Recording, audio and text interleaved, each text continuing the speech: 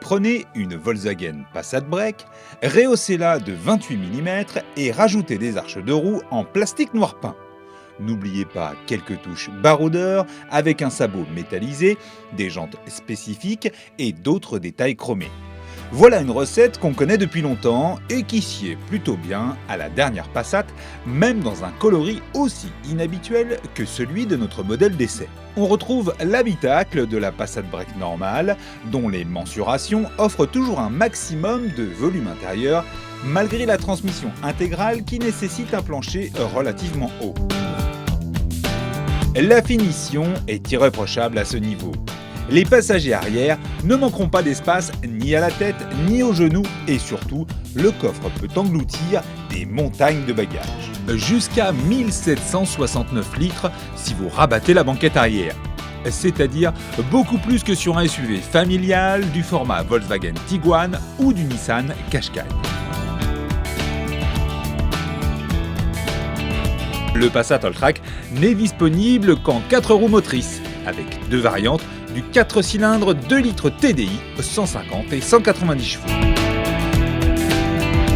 La version 150 chevaux est déjà suffisante pour dépasser sans encombre, mais il faudra préférer la version 190 chevaux si vous voulez des performances raisonnablement attrayantes.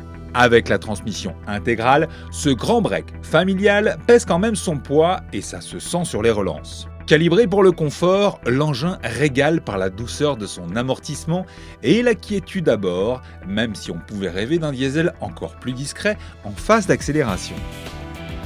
Sécurisante en conduite dynamique, la Passat Alltrack se montre malgré tout un peu moins efficace comparée au break normal.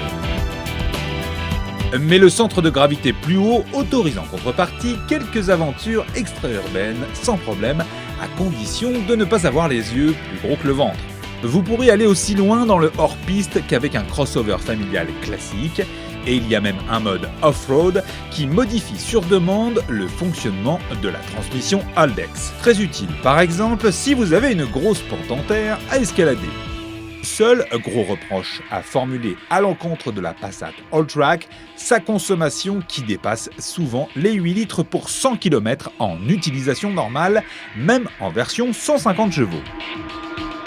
À 40 460 € en prix de base pour le TDI 150, la Passat Alltrack fait payer assez cher son confort et son look. C'est 8 000 € plus cher qu'une Skoda Octavia Scoot 4x4 TDI 184, équipée de la boîte DSG, tout aussi pratique. Certes, la Volkswagen offre un équipement optionnel beaucoup plus riche, une finition remarquable et une conduite plus soignée.